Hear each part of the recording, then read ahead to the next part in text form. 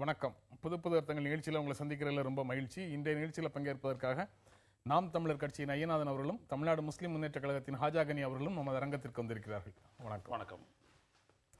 கூடங்குளம் அணு உலையில் நேற்று வெப்ப நீர் குழாய் வெடித்து விபத்து நடந்திருக்குது. அதில் 6 பேர் படுகாயம் அப்படின்னு செய்திகள் வந்திருக்குது.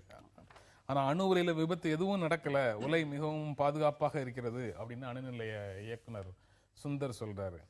அதாவது நீராவி குழாய் உடைப்பு, வெடிப்பு போன்ற எந்த விபத்தும் நடக்கல, அது போன்ற தகவல்கள் மற்றும் செய்திகள் தவறானவை. புதன்கிழமை பகல் 12:10 மணிக்கு முதல் அலகில பராமரிப்பு பணி நடந்த போது வால்வில் இருந்து கொதிநீர் வழிந்ததுல 6 பேர் காயம் அப்படின்னு அவர் சொல்றாரு. வேற எந்த குழாயும் வெடிக்கல அப்படின்னு சொல்றாரு. இந்த செய்தியை நீங்க எப்படி பாக்குறீங்க?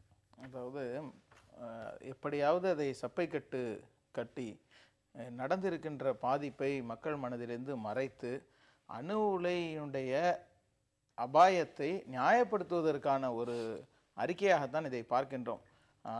அதனுடைய இயக்குனர் RS சுந்தர் அவர்கள் சொன்னதை நீங்கள் சொல்கிறீர்கள்.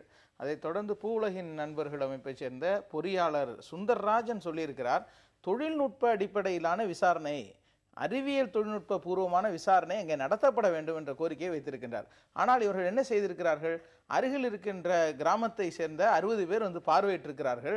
அது பாதுகாப்பாக இருக்கிறது. கிராமத்தை சேர்ந்த 60 பேர் பார்வையிட்டாலே அது பாதுகாப்பாக இருப்பது என்று சான்றிதழ், இந்த போலீஸ் சான்றிதழ் வாங்குவது போல ஒரு முயற்சியாக தான் தெரிகிறது. இது வாழ்வு வெடிக்கவில்லையா இல்லையா என்பதல்ல, அங்கு இருக்கக்கூடிய மக்களுடைய வாழ்வு குறித்த அக்கறை இந்த விளக்கங்கள் மூலம் அவர்களிடம் இல்லை என்பது தெரிய வருகிறது. நிச்சயமாக கூடங்குளம் அணு உலை வேண்டுமா வேண்டாமா என்பது அடுத்த விவாதம். அது தரம் குறைந்த பொருட்களாலும் பயன்படுத்தப்பட்ட பொருட்களாலும் அங்கே கட்டப்பட்டிருக்கிறது. இதனால் அங்குள்ள இடிந்தகரை மக்களுக்கு மிகப்பெரிய அபாயம் இருக்கின்றது என்பதுதான் தொடர்ந்து அணு உலை எதிர்ப்பாளர்கள் வைக்கின்ற குற்றச்சாட்டு. இன்றைக்கு 6 பேர் 60 பேராய் 6000 பேராய் 6 லட்சம் பேராய் ஆகிவிடக்கூடாது என்ற அக்கறை மிக ஆரம்ப கட்டத்திலேயே வந்திருக்க வேண்டும். ஆகவே இந்த நேரத்திலாவது கொடிய பாம்பு என்று முதலில் சொன்னால் அது இன்னும் கொத்தவில்லை என்கிறார்கள். கொடிய பாம்பு கொத்தாத வரை ஆபத்தில்லை என்று பொருள் எடுத்துக்கொள்வதா புரியவில்லை. ஆகவே இதில் இருக்கக்கூடிய அறிவியல் தொழில்நுட்ப ரீதியான விசாரணைகள் மேற்கொள்ளப்பட்டு அந்த பாதுகாப்பு உறுதிப்படுத்தப்பட வேண்டும் என்பதுதான் இதை காட்டுகிறது. அணுமின் நிலைய இயக்குனர் சுந்தர் ஒரு விஷயத்த சொன்னா, பூவுலகின் நண்பர்கள் சுந்தர் வந்து இன்னொரு விஷயத்த சொல்றாரு அப்படின்னு ஹாஜாகனி குறிப்பிடுறாரு. நீங்க எந்த தரப்பினுடைய வாதத்தை ஏற்கிறீங்க? முதல்ல ஒரு விஞ்ஞானி இப்படிப்பட்ட ஒரு கருத்தை சொல்லி இருப்பது வருந்தத்தக்கது.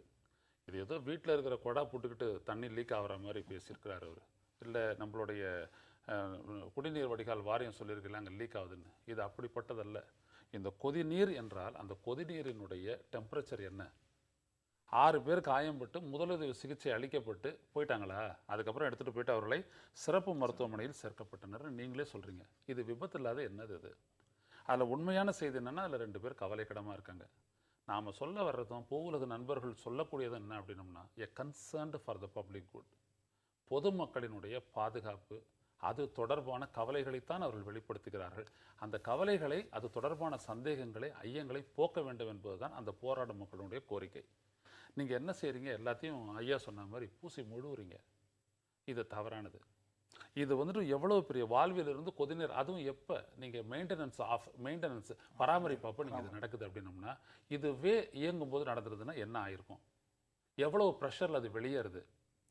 அந்த கொதிகலன்லேருந்துட்டு உருவாகி, அதாவது அந்த அணு உலையிலேருந்துட்டு அந்த ஸ்டீம் வந்துட்டு வெளியில் வரும்போது எவ்வளவு ப்ரெஷரில் அது போயிட்டு அந்த இதை தாக்குது, அந்த டர்பனை தாக்குது அப்படின்றதெல்லாம் தெரிஞ்ச விவரம் இருந்தவங்களுக்கு தெரியுது எவ்வளோ பெரிய விபத்துன்ட்டு. இது ஒரு சின்ன அளவில் நடந்திருக்கு. இதைத்தான் வந்துட்டு நம்ம சொல்கிறோம், ஒரு முழுமையான பாதுகாப்பு உறுதி செய்யப்பட வேண்டும் அப்படின்றது. இந்த உறுதியான பாதுகாப்பை உறுதி செய்யப்பட வேண்டும் அப்படின்னு நம்ம கேட்கும் பொழுது நம்ம எதை சொல்கிறோம் அப்படின்னம்னா, the national disaster management authority என்ன சொல்லியிருக்கோ அதில் என்ன சொல்லியிருக்கிறத இங்கே கடைபிடிச்சிருக்கிறீங்களான்ற கேள்வியோடு தான் வந்துட்டு நம்ம சொல்கிறோம்.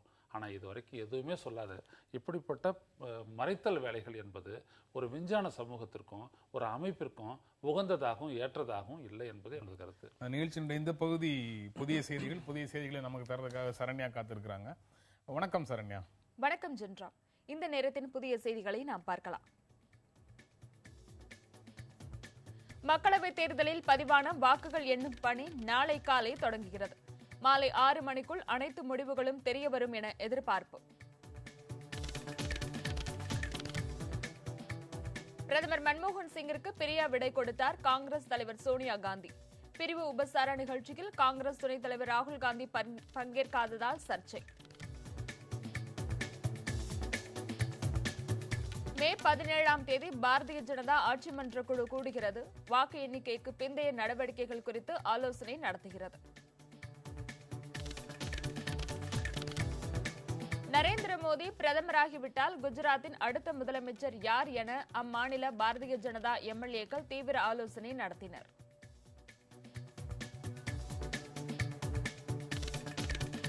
பாரதிய ஜனதா கூட்டணி 279 இடங்களை பெற்று ஆட்சி அமைக்கும்.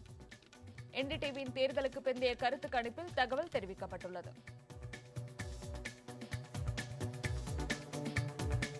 தேசிய ஜனநாயக கூட்டணிக்கு வெளியிலிருந்து ஆதரவு அளிக்கப் போவதாக வெளியான தகவல்களை மறுத்துள்ளார் ஒடிஷா முதலமைச்சர் நவீன் பட்நாயக்.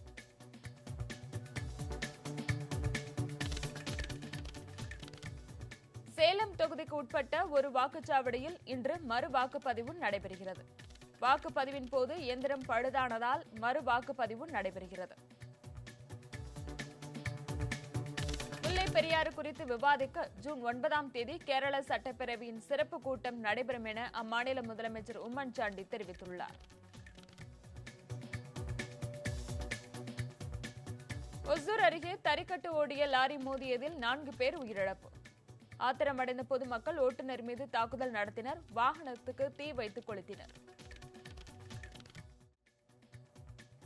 புது அர்த்தங்கள் ஒரு சிறிய இடைவேளைக்கு பிறகு தொடரும்.